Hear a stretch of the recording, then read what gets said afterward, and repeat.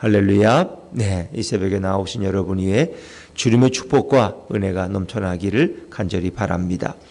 자, 열왕기하 4장은 5개의 엘리사의 기적을 우리에게 소개해 주고 있습니다.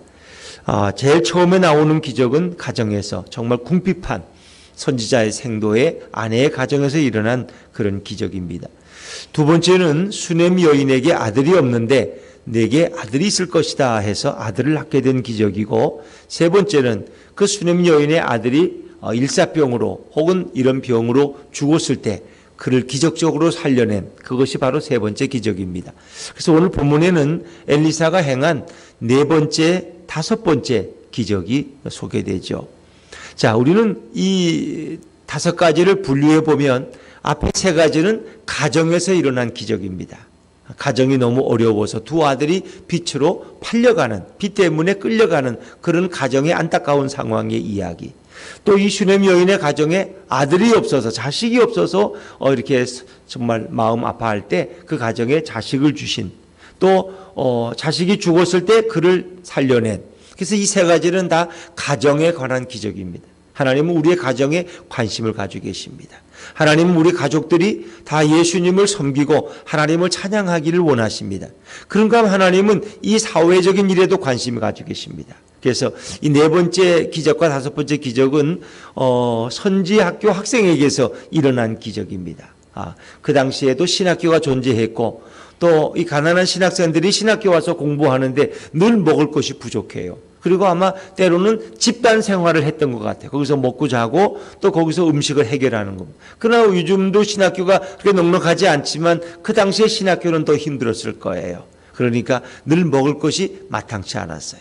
자, 네 번째 기적은 뭐예요? 이제 신학생들에게 음식을 국을 끓여서 먹이라 그러는데 거기에 독이 있었다는 겁니다. 자, 우리 38절 말씀을 한번 읽어볼까요? 38절입니다. 시작. 엘리사가 다시 길갈에 이르니 그 땅에 흉년이 들었는데 선지자의 지아들이 엘리사의 앞에 앉은지라. 엘리사가 자기 사원에게 이르되 큰 솥을 걸고 선지자의 지아들을 위하여 국을 끓이라 하며. 이제 국을 끓이기 위해서 이렇게 준비했는데 거기에 넣을 것이 없어서 어떤 사람이 가서 들에 가서 이제 뭔가 국에 넣을 거리를 이제 걷어 가지고 왔다는 거죠. 근데 그것이 먹어서는 안 될 들호박이었다는 거죠. 자, 39절 말씀, 39절을 같이 읽습니다. 시작. 한 사람이 채소를 캐러 들에 나가 들 포도 동굴을 만나 그것에서 들호박을 따서 옷자락에 채워가지고 돌아와 썰어 국 끓이는 솥에 넣되 그들은 무엇인지 알지 못한지라. 요즘은 국을 끓인다면 소고기국을 끓인다면 밭에 가서 물을 파가지고, 또 아니면 무슨 채소를, 또 배추를 가서 뽑아다가 국을 끓이면 되는데 그런 게 없었다는 거죠. 그게 들에 가서 뭔가 먹을 수 있는 것들을 이렇게 찾아가지고 와야 되는데, 아마 오늘 나 같은 사람이 이런 채소에 대해 잘 몰랐던지 하필이면 들호박을 따가지고 왔는데 이 들호박은 독이 있어서 먹지 못하는 것이었다는 거죠. 그래서 그걸 끓여가지고 이제 나눠줬더니 먹는 사람마다 이 큰일 났다고, 여긴 독이 들어있다고 하면서 문제가 생긴 거죠. 자, 40절 말씀, 40절 시작. 이에 포다가 무리에게 주어 먹게 하였더니 무리가 국을 먹다가 그들이 외쳐 이르되 하나님의 사람이여 솥에 죽음의 독이 있나이다 하고 능히 먹지 못하는지라. 이 국에 독이 들었다는 거예요. 이거 어떻게 해결할 수 있느냐? 어떻게 해결? 그때 엘리사는 조금 더 당황하지 않죠. 41절에 보니까 가루를 가져오라고 그래서 그것을 솥에 뿌렸더니 그것이 독이 해독되어서 그 음식을 다 먹을 수가 있었더라. 얼마 전에는 어떻습니까? 이런 생근원이 안 좋은데 거기에 소금을 뿌렸더니 그 문제가 해결된 우린 그런 기적도 이렇게 새벽에 공부한 적이 있습니다. 근데 오늘 이 독의 문제를 어떻게 해결하느냐? 거기에 어떤 가루를 넣었더니 그 독이 해독이 되었더라. 우리 해독제라 그러죠. 사람의 몸에도 독이 들어가면 해독제 주사를 놔서 그 독을 중화시켜 가지고. 그러니까 우리가 벌에 쏘이면 어떻습니까? 이 몸이 막 붓고 위험하잖아요. 그게 해독제를 넣어서 그걸 중화시키는 거예요. 중화시키는 거예요. 여러분. 그러니까 산성이면은 알칼리성을 넣어서 그것을 중화시키고 이 사람의 몸에 독이 되지 않게 하는 거죠. 자, 그런데 여기 이 독의 문제를 어떻게 해결하느냐? 그것에 가루를 뿌렸는데 그 가루가 어떤 가루인지는 뭐 정확히 설명하지 않습니다. 어떤 과학적으로 증명할 수 있는 그런 방법도 아니고 무슨 의학적으로 무슨 중화제를 넣은 것도 아니에요. 그것은 하나님의 방법이었어요. 왜? 의학이 발달하지 않은 상황에서 하나님이 시키는 대로 엘리사는 거기에 가루를 뿌렸더니 그것이 해독이 되었더라. 자, 여러분, 하나님은 어떤 이런 해로운 독에서도 성도를 지키신다고 약속했어요, 안 했어요? 약속하셨어요. 우리가 마가복음 16장 18절에 보니까 주님께서 제 아들에게 이런 말씀을, 믿는 자들에겐 이런 표적이 따를 것이다. 너희가 내 이름으로 뭘 쫓아내며? 귀신을 쫓아내며 새 방언을 말하며 또 뭐예요? 뱀을 집으며 무슨 독을 마실지라도 해를 받지 아니하면서. 뱀을 집어도 또 무슨 독을 마실지라도 해를 받지. 그 믿는 자들에게. 오늘 믿음의 사람 엘리사가 그렇게 해독제를 사용하고 먹게 했더니 아무런 문제가 없었더라는 것입니다. 해독에 성공한 것이죠. 자, 사도 바울이 로마에 죄수로 끌려갈 때 멜리데라는 섬에 배가 파손돼서 잠시 머물렀는데 거기서 불을 쬐다가 독사에게 손이 물렸어요. 그럼 사람들이 저 사람 저주받은 사람이다. 독사가 물었으니 저 죽는다. 저 죄인이야. 근데 사도 바울은 아무런 일도 일어나지 않았어요. 그것은 바로 이 말씀 때문이에요. 뱀을 집으며 무슨 독을 마실지라도 해를 받지 마니야. 그렇다고 여러분도 집에 돌아가셔서 일부러 독을 찾아가지고 시험해 볼 필요는 없어요. 그러면 죽습니다. 그러나 이것은 정말 안타까운 위기의 상황 속에서 약을 찾을 수 없는 상황 가운데서 그들은 믿음으로 주님의 명령대로 먹었더니 또 만졌더니 그것은 아무런 해가 되지 않았다는 것입니다. 자, 오늘 이 말씀은 단순히 독을 제거했다는 얘기에서 끝나지 않습니다. 이것은 예수님이 이 땅에 오셔서 행하실 놀라운 사실을 우리에게 증언해 주고 있습니다. 바로 세상에도 사람들의 몸속에 흐르는 독이 있습니다. 그것이 뭡니까? 죄악의 독입니다. 죄악의 독. 사도 바울이 그런 고백을 했어요. 로마서 7장 24절에 오래 나는 곤고한 사람이로다. 이 사망의 몸에서 누가 나를 건져내랴. 이 사망의 몸에서. 인간에게 사망이 온 거예요. 왜? 인간이 범죄했기 때문에. 아담과 하와가 하나님의 명령을 어기고 선악과를 따먹었기 때문에 인간에게 죄가 들어왔어요. 그게 바로 사망의 독이에요. 그러니까 사도 바울의 고백은 이 사망의 몸에서라고 말하지만 바꿔 말하면 이 사망의 독에서 누가 나를 건져내랴. 우리 인간들이 피해 흐르는 이 저주와 죄악과 사망의 이 독에서 누가 우리를 건져낼 수 있겠습니까? 예수 그리스도 보혈만이 이 독을 제할 줄로 믿습니다. 예수님이 이 땅에 오셔서 어떻게 해요? 마치 엘리사가 가루를 던져서 그 독을 제거했듯이 영원한 사망의 독에서 인간들을 구원하기 위해서 예수님이 이 땅에 어떻게 했어요? 그분의 보혈을 흘리신 거예요. 예수의 보혈, 그분의 보혈이 인간을 모든 독에서 해방시키시고 또 해독한 줄로 믿으시기 바랍니다. 바로 그 예수님의 보혈이에요. 어떤 저주와 어떤 죄악의 독도 어떤 사망의 몸도 그 예수님의 보혈로 치료받고 해결될 수 있다는 것입니다. 인간의 영혼이 죄악으로 중투되어 있는데 그리스도의 보혈로만 제거될 수 있다는. 그래서 예수님이 이 땅에 오셔서 십자가에서 그분이 피 흘리심으로 죽으신 거예요. 굳이 그렇게 죽을 이유가 뭐 있어요? 또 피를 흘릴 이유가 뭐 있어요? 예수님. 그런데 하나님은 그렇게 구약의 제사들은 인간의 죄가 어떻게 해요? 그 짐승의 피를 흘려서 그 죄가 속죄받듯이 인간의 죄는 바로 마지막 오신 단 한 분의 유일한 제물이 되신 우리 예수님의 피를 흘려서 보혈로만 인간의 죄는 용서받고 해독될 수 있었다는 것입니다. 그래서 우리가 예전에 많이 읽던 책 중에 가정의 가문의 저주를 끊으라 그런 책이 있어요. 어떤 가정마다 늘 이렇게 어떤 저주가 흐른다는 것입니다. 그래서 그 저주를 물리치고 이제 그 가정에 정말 그리스도의 복과 축복과 구원이 임하려면 예수님의 보혈로 그 가정의 독을 제거해야 된다. 그런 그 책이 나온 적이. 그것이 다 옳다고 말할 수는 없지만은 예수님의 보혈만이 우리 가정을 저주해서 우리 인생을 사망해서 구원해낼 수 있는 것입니다. 그래서 우리는 예수 그리스도의 이름으로 예수님의 보혈로 우리를 저주에 찾아오는 이 저주에서 우리의 심령을 깨끗게 하고 우리 가정을 해결하시는, 아이들도 어찌 보면 잘못된 습관에 빠져가지고 거기서 벗어나지를 못하는 것입니다. 그래서 어떤 어머니는 그 아이의 머리에 손을 얹고, 그리고 아이가 잠자는 그 침대에 들어가서 아이가 학교 간 다음에 그 침대에 손을 얹고 기도한 것입니다. 하나님, 이 아이가 가진 나쁜 습관에서 이 아이를 해독시켜 주시고 이 아이를 그 저주에서 해방시켜 주시옵소서. 바로 그리스도의 보혈로, 그리스도의 보혈을 그 심령에 바르셔서 이 아이가 악한 습관에서 벗어나게 하옵소서. 이렇게 끊임없이 중보 기도했더니 언제부턴가 아이가 그 나쁜 습관에서 해방되고 자유함을 얻게 되었다는 것입니다.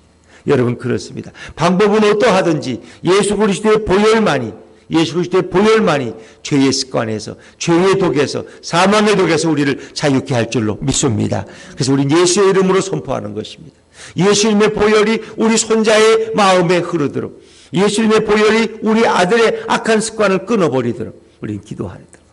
그것이 바로 선포 기도인 것입니다. 예수님의 이름으로 예수님의 보혈이 임하도록 기도하는 것입니다. 그래서 오늘 이 엘리사가 이렇게 하나님의 방법으로 그가 가루를 던질 때 그 독이 해독되어서 자유롭게 그것을 먹고 그들이 선지학교의 삶을 이어갈 수 있었다는 것입니다. 물론 이것은 현대과학으로 증명되지 않습니다. 인간의 이성으로 알 수 없는 일입니다. 그러나 하나님은 오늘도 인간의 생각을 초월해서 놀라운 기적을 행하고 있는 것을 믿으시기 바랍니다. 사람의 이성이나 어떤 경험이나 그런 걸로 하나님의 말씀을 평가하면 안 됩니다. 하나님의 말씀은 인간의 생각을 초월하는 그런 하나의 기적적인 말씀이고, 또 그것을 초월하는 하나님의 능력의 말씀이기 때문에 인간의 생각으로 제한하지 말라는 것입니다. 자, 여기 또 한 가지 사건이 소개됩니다. 자, 우리 42절 말씀을 읽어볼까요? 42절입니다. 시작. 한 사람이 바알 살리사에서부터 와서 처음 만든 떡, 곧 보리떡 20개와 또 자루에 담은 채소를 하나님의 사람에게 드린지라. 그가 이르되 아멘. 자, 100명의 사람들이 이렇게 모여 있어요. 근데 어떤 사람이 이제 엘리사로부터 하나님의 말씀을 들으러 왔는데, 어떤 사람이 가지고 있던 떡 20개, 보리떡 20개, 그리고 자루에 담은 채소, 이거 전부예요. 식사 때가 됐는데 먹을 게 이거밖에 없어요. 마치 이것은 뭘 연상해요? 베세다 광야에서 5,000명의 무리가 모였는데 이제 그들이 먹을 게 없어요. 다 굶주려 있어요. 그 예수님께서 저들을 그냥 보내면 가다가 쓰러질 거야. 너무 배고파서. 그러니까 그럴 수 없어. 너희가 먹을 거 찾아봐라. 그 제자들이 나가서 먹을 거 찾는데 마땅치가 않아요. 그런데 누굽니까? 안드레가 한 소년이 가진 오병이어를 가져왔어요. 그러니까 오병이라는 건 떡 5덩어리, 보리떡 5개, 가난한 소년의 점심 식사. 그리고 이어는 생선 2마리. 그 생선, 말이 생선이지 뭐 멸치보다 조금 더 큰 그저 그런 소금에 절인 그런 아마 생선이었을 거예요. 그건 아무것도 아니에요. 그러나 예수님이 축복하시고 그것을 나눠주게 했더니 5,000명이 먹고도 12광주리가 남았더라. 마찬가지예요. 이런 5병이어나 7병이어의 기적이 오늘 이 성경에서 미리 예표되고 있는 것입니다. 오늘 엘리사는 예수님처럼 보리떡 20개를 가지고 그리고 채소 약간을 가지고 그 사원에게 이것을 나눠주라는 것입니다. 그런데 사원이 볼 때 아니 이게 말이 됩니까? 아니 이건 20개밖에 안 되는 떡을 20명을 먹이라면 모르지만 이 100명을 무슨 수로 먹입니까? 안 됩니다 하고 부정적인 얘기를 하지만 엘리사는 아니다. 그냥 나눠주어라. 배불리 먹게 될 것이다. 자, 우리 43절 말씀 같이 읽죠. 시작. 그 사원이 이르되 내가 어찌 이것을 100명에게 주겠나이까 하나 엘리사는 또 이르되 무리에게 주어 먹게 하라. 여호와의 말씀이 그들이 먹고 남으리라 하셨느니라. 아멘. 여러분은 하나님의 말씀이 우선이에요? 현실이 우선이에요? 뭐가 우선이 돼야 돼요? 하나님의 말씀이 우선이 돼요. 근데 우리는 현실이 우선이. 만약 뭐 어떤 교회가 운영되는데 그 교회 1억이 있어야지 한 달 운영비가 해결돼. 관리비 내고 직원들 월급 주고 막 모든 게 다 돼. 선교도 하고. 근데 돈이 2천만 원밖에 없어. 근데 2천만 원 가지고 한 달을 살아야 돼. 그럼 어떻게 담임 목사님. 여러분 2천만 원밖에 없는데 각 재정을 쓰는 부서에서는 2천만 원 가지고 한 달을 살아야 됩니다. 코로나 때문에 헌금이 줄었습니다. 교인들이 못 나오기 때문에. 그러면 어떻게 해요? 목사님 말이 됩니까? 어떻게 2천만 원 가지고 이 말이 안 되잖아요. 그럴 수도 있어요. 그런데 내가 기도하니까 하나님이 2천만 원 가지고 살으라 그랬습니다. 그럼 어떻게 돼요? 2천만 원 쪼개어서 한 달을 살아야 돼. 한 달을 살아야 돼. 담임 목사님 월급도 줄이고 관리 집사 월급도 줄이고 선교하는 것도 조정하고 그런데 점심 때 주일 때 보고 식사가 안 돼. 점심 식사가 안 돼. 식사가 들어갈 게 없어. 그럼 어떡하지? 쌀을 어디서 사고 반찬 어디서 사고. 그런데 교인들이 모여서 기도하는 가운데 하나님이 지혜를 주셨어. 그러지 말고 이번 한 달 동안은 식사를 구역별로 돌아가면서 음식을 다 준비해 오라. 그래서 한 집이 뭘 맡아가지고 잘하는 걸 준비했는데 2천만 원 가지고 다른 때보다 더 잘 점심을 먹었어. 그냥 더 잘 점심을 먹었어. 예를 들면 집에 남아 돌아가는 것을 가지고 왔더니 그것을 더 풍성하게 먹고 그리고 십시일반으로 서로 돕고 생활했더니 오히려 1억이 있을 때보다 2천만 원 가지고 더 배불리 먹고 남아서 구제까지 했더라. 이런 기적도 있을 수 있는 거예요. 근데 우리는 현실적으로 그게 말이 됩니까? 어떻게 그게 말이 안 되지 않습니까? 20명분 가지고 어떻게 100명이 먹습니까? 근데 엘리사는 하나님이 그렇게 된다고 했다는 거예요. 하나님의 말씀이 우선이었어요. 그러면서 뭐예요? 여호와의 말씀이 그들이 먹고 또 뭐예요? 나물이다. 또 남기까지 한대. 그런데 어떻게 해야 돼요? 현실적으로 이성적으로 보면 이건 말이 안 되는 거예요. 그런데 하나님의 말씀이 된다고 하니까 나눠주어라. 그 남겨주었더니 나눠주었더니 어떻게 됐어요? 결과가 44절 말씀 44절 같이 읽죠. 시작. 그가 그들 앞에 주었더니 여호와께서 말씀하신 대로 먹고 남았더라. 할렐루야. 이게 하나님 말씀. 하나님 말씀. 하나님께는 방법이 있어요, 없어요? 있다는 것입니다. 20개, 떡 20개 가지고 20명이 먹으면 딱 맞는데 100명이 먹고도 남았더라는 거예요. 이걸 어떻게 설명하겠어요? 여러분, 우리는 어떤 이성을 가지고 예수님의 말씀을 자꾸 제안하는 경우가 많이 있어요. 그건 목사님 하나님 말씀이죠. 현실은 그렇지 않은데 이게 말이 됩니까? 그렇게 하면 안 됐다는 거예요. 오늘 분명히 여호와께서 말씀하신 대로 먹고 남았더라. 우리가 말씀을 듣고 믿고 순종하는 곳에 오늘도 기적은 일어나고 있는 줄로 믿습니다. 여호와의 말씀에 대한 확고한 믿음에서 기적이 일어나는 것입니다. 하나님의 말씀과 그분의 능력을 인간의 이성으로 제한해서는 안 됩니다. 의심해서는 안 됩니다. 현실은 그렇지만 그러니까 베드로가 그렇잖아요. 밤새도록 고기 잡았는데 한 마리도 못 잡았어요. 고기 잡인 내가 전문이에요. 보세요. 피레미 새끼 한 마리 없잖아요. 그래서 이게 빈 건물 지금 씻고 있잖아. 집에 들어가 잠이나 자려고 아침 먹고. 그런데 예수님이 오셔서 야, 그러지 말고 너 밤새도록 고생한 건 아는데 가서 한 번만 더 깊은 데로 가서 그물 내려봐. 이거 순종하기 어려운 거예요. 근데 베드로는 선생님이 말씀하시니 제가 순종하겠습니다 하고 그물을 들였더니 고기가 어마어마하게 잡아서 그 한 배에 다 채울 수가 없었다는 것입니다. 우리는 늘 이성으로 판단하는 것입니다. 우리의 어떤 과학적인 지식을 가지고 자꾸 판단하는 겁니다. 하나님의 말씀을 그렇게 재단하지 말라는 것입니다. 하나님의 말씀은 하나님의 방법대로 순종하고 믿고 나아갈 때 그것이 놀라운 기적이 될 줄로 믿습니다. 이것이 하나님의 방법이에요. 저는 그래서 성경에서 가장 좋아하는 말씀이 있는데 요한복음 4장 50절 말씀이에요. 갈릴리 가나 그 기적을 행한 그 물이 포도주가 된 기적을 행한 그 동리에서 또 하나의 기적이 일어났어요. 왕의 신하가 와서 예수님께 아이고 얼른 우리 동네 좀 내려오세요. 우리 아들이 병들어 죽어가고 있어요. 그들이 예수님이 너희 집에 갈 것도 없다. 너희 아들이 다 나았다. 가봐라. 그러니까 이 사람이 어떻게 해요? 그 사람이 주께서 하신 말씀을 믿고 가더니 한번 따라해 보세요.